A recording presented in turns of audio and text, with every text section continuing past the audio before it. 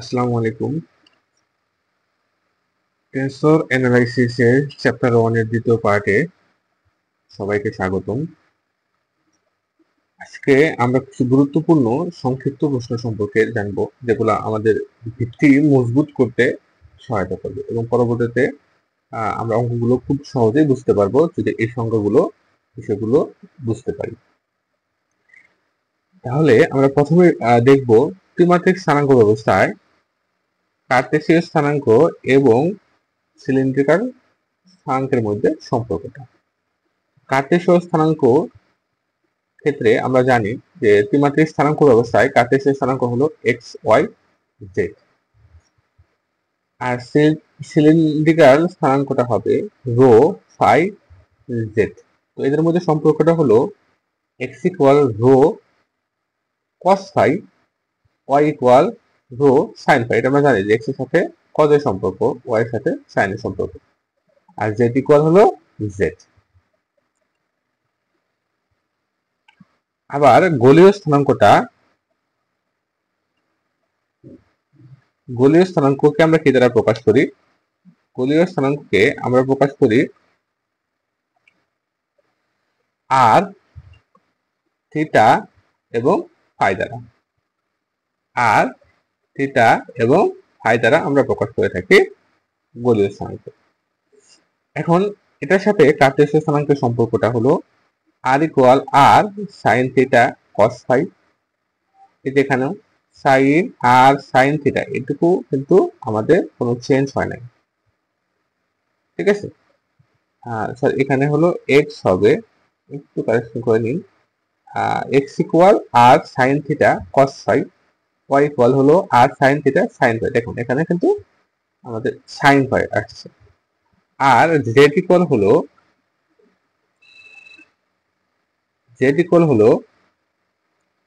আর cos theta, Z equal আর cos theta, ঠিক আছে। তাহলে আমরা এই সম্পর্কগুলো খুব ভালো করে মুখস্থ করে নিব, ঠিক আছে। আমরা হলো পরবর্তী স্লাইডটা খেয়াল করি।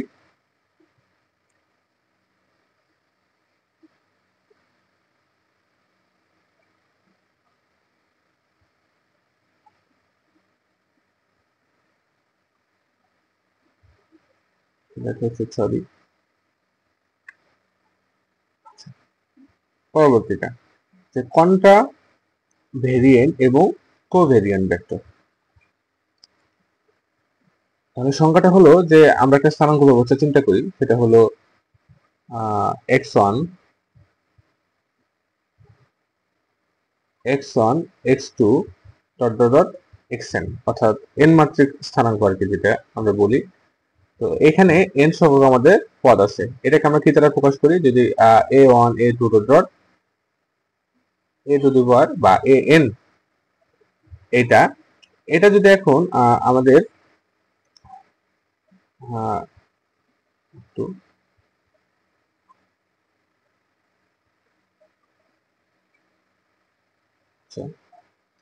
তাহলে খেয়াল করি যে আমাদের এটা একটা স্থানাঙ্ক ব্যবস্থা। এই স্থানাঙ্ক ব্যবস্থায় আমাদের পদ আছে কয়টা? এনটা। এই যেখান থেকে আমরা দেখতেছি এন সংখ্যক পদ রয়েছে।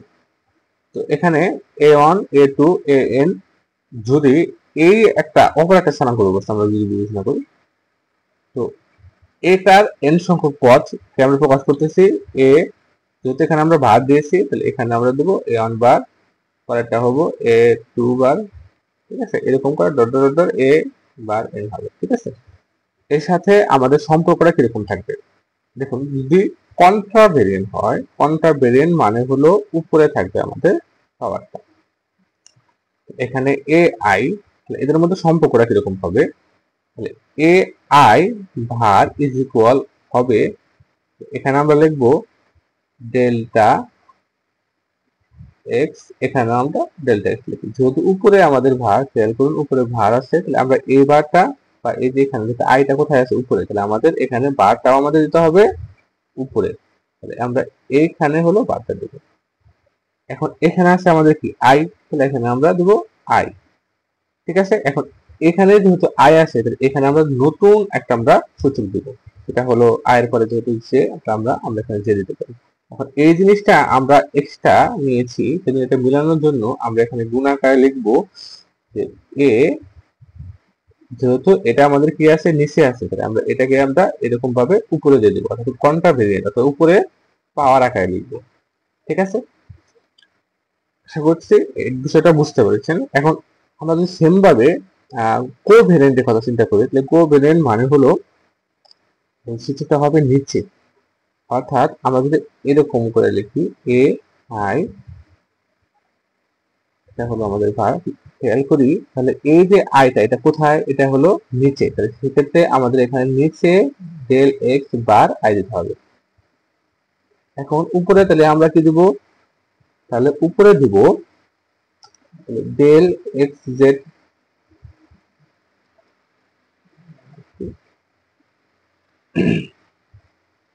তাহলে আমরা উপরে দিব ডেল এক্স জে। এটা মেলানোর জন্য তাহলে আমাদের এখানে কি দিতে হবে, এখানে আনতে হবে এ, যেহেতু এটা আমরা উপরে লিখেছি তাহলে এটাকে আমাদের কি লিখতে হবে, এটা আমাদের কিন্তু নিচে লিখে দিতে হবে। ঠিক আছে, আশা করি বিষয়টা বুঝতে পারছেন। এখানে আই হবে। আচ্ছা, তাহলে আমরা পরবর্তী স্লাইডটা খেয়াল করব।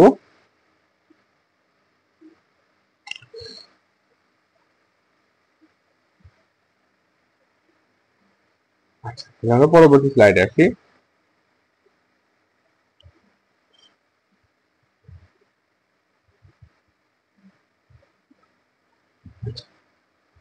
তাহলে এখানে হলো টেনসরের ধারণা। তো টেনসর বিষয়টা আসলে কি, টেনসর হলো আমাদের এমন একটা ভৌত রাশি যে সকল রাশিকে প্রকাশ করতে আমাদের দুইটা ভিন্ন দিকের প্রয়োজন হবে।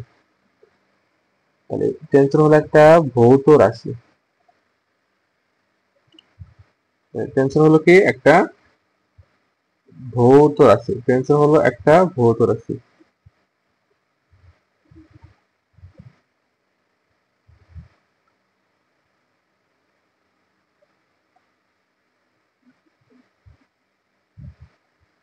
সরি, তো টেনসর হলো কি একটা ভৌত রাশি যে সকল ভৌত রাশিকে প্রকাশ করতে আমাদের দুই বা দুইয়ের অধিক, অর্থাৎ দুইয়ের থেকে বেশি বা দুই আমাদের দিক প্রয়োজন হবে।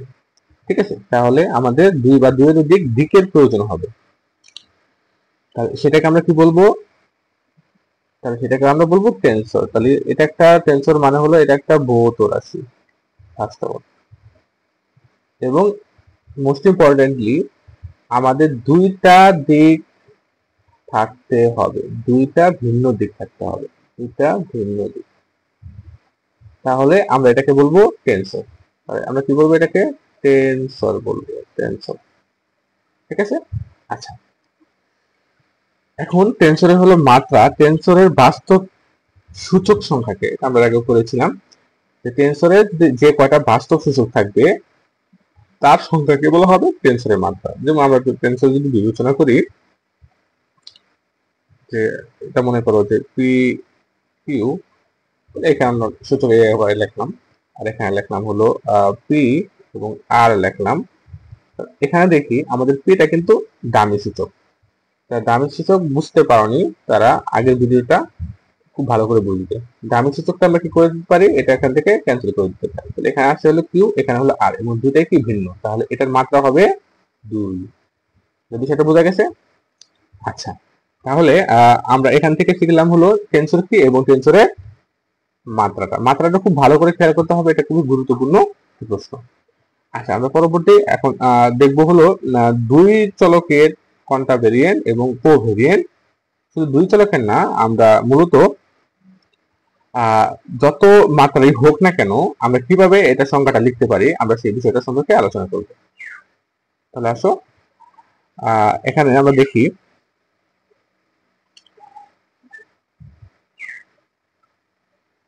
আচ্ছা, তাহলে এখানে আমরা দেখি যে দুই মাত্রার কন্ট্রাভেরিয়েন্ট টেনসর কাকে বলে।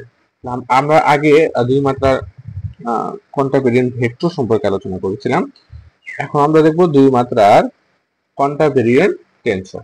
আচ্ছা, সবার প্রথমে আমরা একটা স্থানাঙ্ক বিবেচনা করব, এই স্থানাঙ্কটা হলো এন মাত্রিক স্থানাঙ্ক। যেহেতু আমরা দুই মাত্রা বিবেচনা করতেছি, দেখো দুই মাত্রা কিন্তু, তাহলে এখানে আমাদের হবে এন স্কোয়ার। যদি তিন মাত্রা বলতাম তাহলে হতো এখানে এন কিউব। তাহলে এই এন স্কোয়ারের সংখ্যক পদ সমূহ কি হবে? A I G. যেহেতু দুই মাত্রা বিবেচনা করছি তাহলে এখানে আমাদের সূচক হবে দুইটা। যদি আমরা তিন মাত্রা বিবেচনা করতাম তাহলে এখানে আমাদের সূচক হইতো তিনটা। তাহলে সিরিয়াল আমরা বিবেচনা করবো এ আই জি। এখন কথা হলো এখানে আমরা উপরে লিখবো না নিচে লিখবো? দেখো এখানে আমাদের কন্টা ভেরিয়েন্ট আছে, কন্টা ভেরিয়েন্ট মানে হলো উপরে থাকবে, আর কো ভেরিয়েন্ট হলে এখানে আমরা নিচে লিখতাম, অর্থাৎ এ নিচে এ আই জি লিখতাম। এটা আরেকটা আমরা স্থানাঙ্ক বিবেচনা করবো, মানে স্থানাঙ্ক পদ্ধতি, সেটা আমরা x bar one, x bar two, ঠিক আছে, এরকম আমরা এন মাত্রিক স্থানাঙ্ক বিবেচনা করলাম। এটারও এন স্কোয়ার সংখ্যক পদ সমূহ হবে। এটাকে আমরা আমরা লিখলাম হলো, যেহেতু এ আই জি লিখে ফেলেছি এখানে, আমরা কিন্তু এখানে এ আই জি আর লিখতে পারবো না। এটাকে আমরা লিখবো কি পি কিউ আকারে প্রকাশ করব। যেহেতু আমরা স্থানাঙ্ক গুলো ভার আকারে নিয়েছি এখানে আমরা এর ভার দিব। এর সাথে আমাদের সম্পর্কটা কিরকম থাকবে এটা কিন্তু আমরা এর আগে শিখেছি। যে সম্পর্কটা হলো, দেখো এখানে এ ভার পি কিউ, এ ভার পি কিউ, এটাকে আমরা কিভাবে লিখতে পারি? খুবই সহজ। এটাকে আমরা লিখবো ডেল্টা এক্স। যেহেতু আমাদের এই যে পিটা এটা হলো কি কোয়ান্টা ভেরিয়েন্ট আকারে আছে, তাহলে আমাদের এটা উপরে আসে, তাহলে আমাদের বারটাও কোথায় হবে? উপরে। এবং এখানে আমরা কি দেবো? সিঙ্গেল ভাবে পি দেবো। এখন এটার জন্য আমরা নিচে কি দেবো? নিচে দেবো হলো আই। পরেরটা তাহলে কি হবে? পরেরটা হবে সেম ভাবে ডেল্টা এক্স বার, এটা হবে কিউ। তাহলে এখানে কি হবে? Divided by delta X J. ঠিক আছে, এখন এই দুটো তো আমরা বেশি লিখেছি, এখন এটা আমরা এখানে সমান করার জন্য এখানে লিখবো এ, যেহেতু আমরা নিচে লিখেছি তাহলে এখানে লিখে দেবো উপরে আই জে। ঠিক আছে, তাহলে এটাই হলো আমাদের সম্পর্কটা। এখন খেয়াল করো এই যে আই জে পি কি, এগুলা কি? এগুলা কিন্তু সবগুলাই ধনাত্মক পূর্ণ সংখ্যা। আই জে পি কি এগুলো সবই হলো ধনাত্মক পূর্ণ সংখ্যা, অর্থাৎ 1 2 3 4 5 এরকম সবগুলো ধনাত্মক পূর্ণ সংখ্যা হবে। ঠিক আছে, তাহলে আমরা এটা মুখস্থ করতে পারি কিভাবে? খেয়াল করো, প্রথমে আমরা একটা স্থানাঙ্ক ব্যবস্থা, ভালো করে খেয়াল করো, আমরা একটা স্থানাঙ্ক ব্যবস্থার n সংখ্যক পদ সমূহ এ আই জি এইটুকু মুখস্থ করে নেব, খুব ভালো করে এইটুকু মুখস্থ করবে। x1 x2 dot dot dot xn স্থানাঙ্ক পদ্ধতি। এটা মুখস্থ করা খুব একটা সমস্যা হবে না, যেহেতু আমরা দুই মাত্রা বিবেচনা করছি। আমরা লিখবো n স্কয়ার। এই স্থানাঙ্ক পদ্ধতি n স্কয়ার সংখ্যক পদ সমূহ হবে কোনটা? A I G. এখন আমরা এখানে যদি দিয়ে আবার আমরা সেম ভাবে এখান থেকে শুরু করব, তবে বার আকারে লিখবো। যদি x বার 1 x বার 2 x বার n স্থানাঙ্ক বলতে n এর সংখ্যক পদ সমূহ, তো এখানে লিখবো a বার pq। এর সাথে সম্পর্কটা হবে কি? সম্পর্কটা লিখে সম্পর্ক লেখার পরে আমরা লিখবো রূপান্তর সম্পর্ক দ্বারা যদি সম্পর্কিত হয় তবে এ আই জে কে আমরা বলবো দুই মাত্রার কোয়ান্টা ভেরিয়েন্ট বা প্রতিচল টেনসর। আমরা কি বলবো? দুই মাত্রার প্রতিচল টেনসর। আশা করছি এই বিষয়টা বুঝতে পারছো, একটু মুখস্থ করে নেবে এবং বোঝার বিষয়টা তো বুঝিয়ে দিলাম। এখন আমরা পরবর্তী বিষয়টা দেখি। আচ্ছা, পরবর্তীটা হলো আমাদের, তাহলে আমরা তিন মাত্রা যদি আমরা বিবেচনা করতাম। আচ্ছা দাঁড়াও, এখানে আচ্ছা এখানে আমরা কোভেরিয়েন্ট দেখি।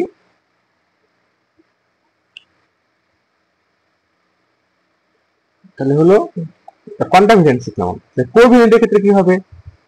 তাহলে কোভেরিয়েন্টের ক্ষেত্রে দুই মাত্রা কোভেরিয়েন্ট, তাহলে সেক্ষেত্রে আমরা আগের মতো করে লিখবো। তবে এখানে লিখবো আমরা এ, কোভেরিয়েন্ট মানে কি কোথায় হবে? নিচে। তাহলে A I J bar is equal. এখন খেয়াল করো, তাহলে এটা আসছে কোথায়? নিচে। এই যে সূচকটা খেয়াল করবো, এটা হলো নিচে আছে। তাহলে আমরা কি লিখবো? এখানে নিচে ডেল এক্স, এখানে কি লিখবো? পি, এখানে দেবো বার। তাহলে এখানে আমরা উপরে কি লিখতে হবে? ডেল এক্স আই, পির সাথে হলো আই সম্পর্ক। এখন আবার এখানে লিখবো ডেল এক্স, দেখি কয়টা হলো কিউ, এখানে দেবো বার, এখানে লিখবো কি ডেল এক্স হলো যে, এখানে আমাদের কি দিতে হবে? নিচে দিতে হবে। ঠিক আছে, এখন এটা সমান করার জন্য আমরা কি দেবো? এ, যেহেতু আমরা এটা কোথায় লিখেছি? এটা উপরে লিখেছি, তাহলে এটা আমাদের কি দিতে হবে? নিচে লিখে দিতে হবে এ আই জে।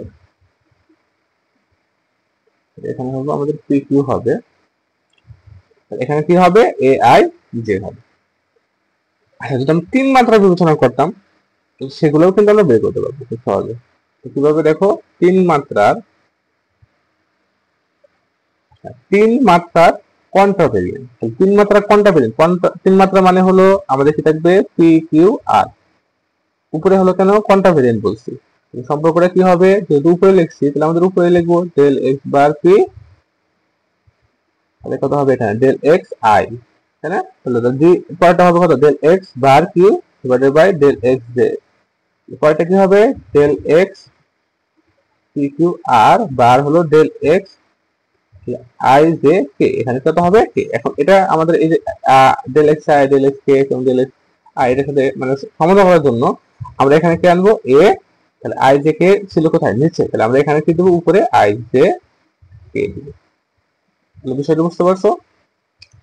আচ্ছা, তাহলে এইভাবে আমরা 3 মাত্রা, 4 মাত্রা, 5 মাত্রা এমনকি মানে যত সংখ্যক আমরা বিবেচনা করতে পারবো সবগুলোর সংখ্যা একইভাবে লিখবে। এখন হলো মিশ্র, খেয়াল করো, মিশ্র 2 মাত্রা, আচ্ছা 3 মাত্রা বিবেচনা করি, 3 মাত্রার মিশ্র তোমার টেন্সর, এটা কিরকম হবে, তাহলে এটা আমরা বের করতে পারবো। তাহলে মিশ্র মানে হলো উপরেও সূচক থাকবে, নিচে সূচক থাকবে। যেমন আমরা বিবেচনা করি, মনে করো পি কিউ এখানে আছে, পি কিউ আর বিবেচনা করবো। আচ্ছা, এটা কি হবে দেখো, এটা কিন্তু মিশ্র, 3 মাত্রার মিশ্র টেন্সর। তাহলে এখানে আমাদের উপরে কি কি আছে সেটা খেয়াল করি, পি আর কিউ আছে, তাহলে আমরা লিখবো ডেল এক্স পি বার আগের মতো, ডিভাইডেড বাই কত হবো, ডেল এক্স আই, পরেরটা ডেল এক্স কিউ আছে bar Q divided by del X J. এখন এই আট আছে কোথায়, নিচে, তাহলে এটা করার জন্য কি করতে হবে, তাহলে এই নিচে ডেল এক্স আর দেবো, তাহলে উপরে কত হবে, del X K I J K. এখন এখানে খেয়াল করো, তাহলে এখানে এটা সমতাকরণ করার জন্য আমরা কি করবো, তাহলে এখানে সমতাকরণ করার জন্য আমাদের নিচে আছে কোনটা, আই জে, তাহলে এখানে আমরা উপরে লিখে দেবো আই জে। আর এখানে কেটা ছিল কোথায়, কেটা ছিল উপরে, তাহলে আমরা এখানে দেবো নিচে। সেটা বুঝতে পারছি। এরকম করে আমরা সবগুলো সংখ্যা কিন্তু লিখতে পারবো। আচ্ছা, আমরা তাহলে পরবর্তী স্লাইডটা খেয়াল করবো। তারপরে এখানে আমরা দেখি,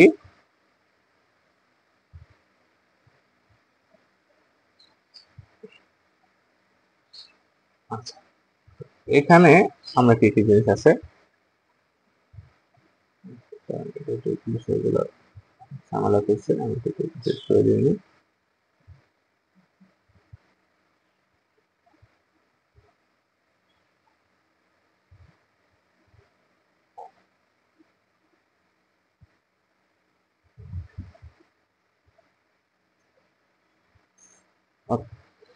তাহলে আমরা এখন শিখবো হলো টেন্সরের মাত্রা বা ফর্ম। এটা অলরেডি আমি শিখে ফেলেছি যে কোনো টেন্সরে যে কটা বাস্তব সূচক থাকে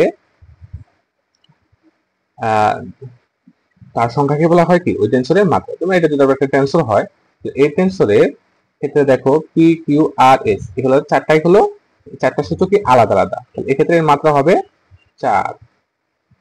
এক্ষেত্রে আমরা দেখো, আমরা কিছু উদাহরণ খেয়াল করি, পি কিউ এরা দুটো আলাদা, তাহলে এর মাত্রা হবে 2। তাহলে পি কিউ আর এটা তিনটাই হলো আলাদা আলাদা, তাহলে এটা মাত্রা হবে 3। দেখবা আলাদা আলাদা কিনা, পি কিউ আর এস এটা মাত্রা হবে 4। এটা হলো কি মিশ্র কিন্তু, আর এটা হবো যেহেতু নিচে আছে কোভেরিয়েন্ট, এটা যেহেতু উপরে আছে এটা হবো কন্ট্রাভেরিয়েন্ট। আমাদের 3 মাত্রা কন্ট্রাভেরিয়েন্ট, 2 মাত্রা কোভেরিয়েন্ট। আচ্ছা, এটা খেয়াল করো যে এ পি কিউ আর আর এখানে হলো পি এস। এখানে দেখো আলাদা আলাদা কোনটা, আলাদা আলাদা হলো কিউ আর এস, আর পিটা হলো ডামি চলক, ডামি চলকটা কাউন্ট করা হয় না।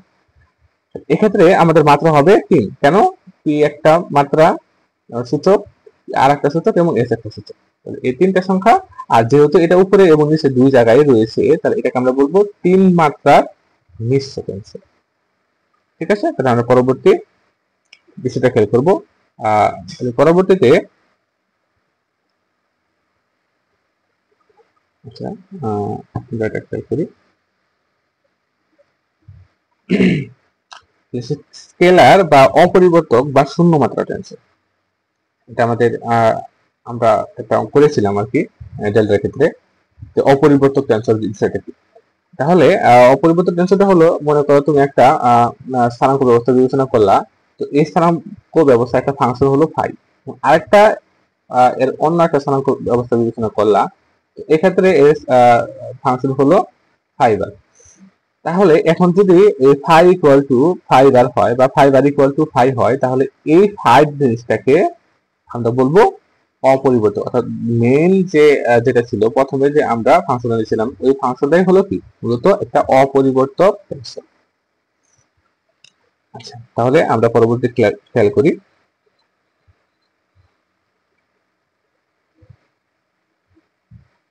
আচ্ছা, পরবর্তীতে আমরা হলো বহিষ্ঠ গুণন খেয়াল করব। বহিষ্ঠ গুণন,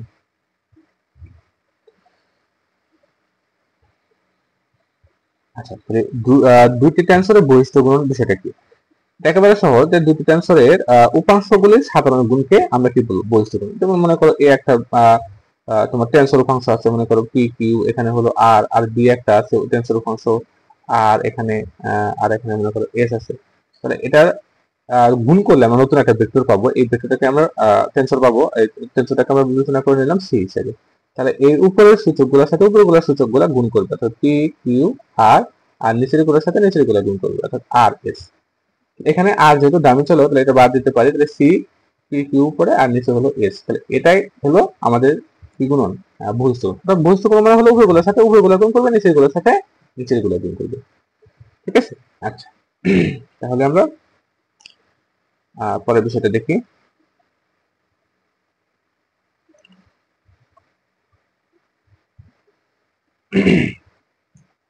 আচ্ছা, এটা বহিষ্ঠ গুণন দেখলাম আমরা।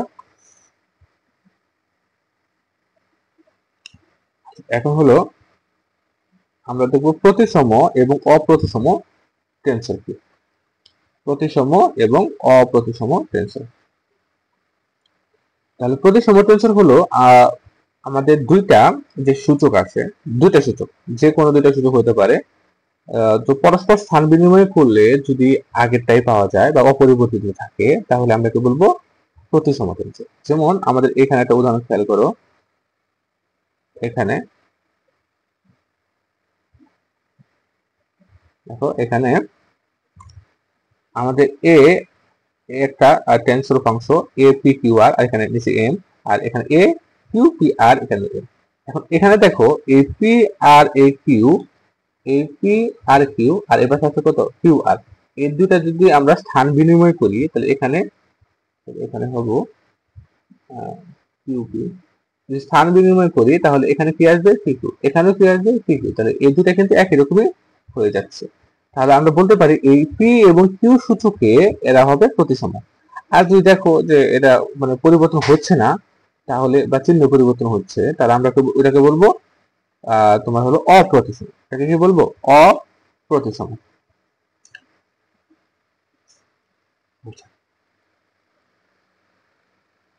এখন হলো টেন্সরের সংকোচন নামে একটা অংশ ছিল, ডিলিট করে ফেলেছি। আচ্ছা, আমি সংকোচন বিষয়টা অ্যাড করছি, একটু অ্যাড করো।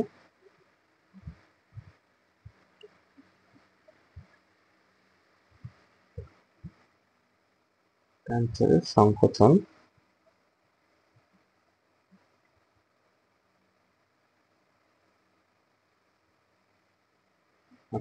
এখানে দেখো মিশ্র টেন্সরের সংকোচন। যদি কোনো একটি কন্ট্রাভেরিয়ান্ট সূচক, একটা কন্ট্রাভেরিয়ান্ট সূচক, ভালো করে খেয়াল করবে, একটা কন্ট্রাভেরিয়ান্ট সূচক এবং একটি কোভেরিয়ান্ট সূচক যদি আমরা সমান করে যোগ রেখায় কোথায় যোগ করি, তাহলে একটা টেন্সর পাবো। এই টেন্সরটা হবে মাত্রাটা হবে হলো আগের তুলনায় 2 কম। কিরকম? মনে করো এই যে একটা আমাদের একটা টেন্সর, এটা র্যাঙ্ক কত হবে? পি কিউ আর এস পি। যেহেতু আমাদের 5টা সূচকে আলাদা, তাহলে এটার মাত্রাটা হবে 5। এটার সংকোচনের জন্য আমরা কি করতে পারি? তাহলে এই পিটাকে পি সমান সমান আমরা আর ধরে যদি নিই, পি সমান সমান যদি আর ধরে নিই, তাহলে এটা কিরকম দাঁড়াবে? এ পি কিউ, আর নিচে দাঁড়াবে হলো পি এস পি। তাহলে এখানে এ পি পি কাটা চলে যাবে, তাহলে এখানে কি হবে? এ কিউ, এখানে এস পি। তাহলে দেখো এটার মাত্রা কত হয়ে গেছে? 3।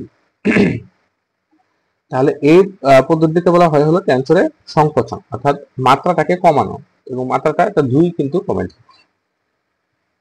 তাহলে এই এখানে যে পি সমান সমান আমরা আর সমান ধরতে পারবো তা কিন্তু না, এটা আমরা যে কোনোটাই আমরা সমান ধরতে পারি। পি সমান সমান যেমন টি ধরলাম, তাহলে আমরা এখানে পি জায়গায় কত লিখবো, পি লিখবো, তাহলে সেক্ষেত্রে এই পি আর টি এটা কাটা চলে যাবে। তারপরে আসি হলো অন্তস্থ গুণনের ক্ষেত্রে। আচ্ছা, তাহলে অন্তস্থ গুণন হলো যে দুইটা টেন্সরের বহিস্থ গুণনে সংকোচনে, অর্থাৎ গুণন বহিস্থ গুণন করব এবং সংকোচন করব, তারপরে যে টেন্সরটা পাবো সেটাই হলো অন্তস্থ গুণন। তাহলে প্রথমে কি করব, বহিস্থ দুটো টেন্সর সহগ থাকবে, এটাকে আমরা কি করব, বহিস্থ গুণন করব। তাহলে এই যে এ এবং বি এই দুটা যে যদি আমরা বহিস্থ গুণন করি তাহলে নতুন একটা টেন্সর পাওয়া যাবে, সেটা হলো সি। এখন এটা সি যদি পাই তাহলে আমরা যদি বহিস্থ গুণন করি তাহলে কি পাওয়া যাবে, উপরগুলোর সাথে উপরগুলো গুণ, এই খেয়াল করে এখানে। তাহলে পি আই জে এই তিনটা আছে উপরে, তাহলে আমরা গুণ করে দিলে পি আই জে হবে, আর নিচে হবে কি কিউ আর কে। এই যে আমরা নতুন একটা কি পেলাম, টেন্সর পেলাম। এখন এটাকে আমাদের কি করতে হবে, সংকোচন করতে হবে। সংকোচন করার জন্য আমাদের কি করতে হয়, আমরা যে কোনো দুইটা সমান ধরে নিব, অর্থাৎ পি সমান সমান আমরা কিউ যদি ধরে নিই, তাহলে এখানে কি হবে, C P I J divided, sorry এখানে হলো সি পি আই জে, আর নিচে হলো কি, এই কিউ এর জায়গায় আমরা কি লিখবো, পি লিখবো, তাহলে পি আর কে। তাহলে এই পি পি কাটা চলে যাবে, থাকবে হবে কি সি আই জে, আর এখানে হবে আর কে। তাহলে এটাই হলো আমাদের অন্তস্থ গুণন। অর্থাৎ বহিস্থ গুণন মানে হলো শুধু পাওয়ার গুলো গুণ, আর অন্তস্থ গুণন মানে হলো বহিস্থ গুণ প্রথমে করব, প্রথমে বহিস্থ গুণ, প্রথমে হলো কি, প্রথমে বহিস্থ গুণ, তারপরে হলো সংকোচন। বহিস্থ গুণ করব, বহিস্থ গুণ প্লাস আমরা শেষে করব হলো সংকোচন, সংকোচন করব। তাহলে আমরা কি এই পুরাটুকুকে আমরা বলবো অন্তস্থ গুণ, অন্তস্থ। ঠিক আছে, আজকে তাহলে এই পর্যন্ত শেষ করি।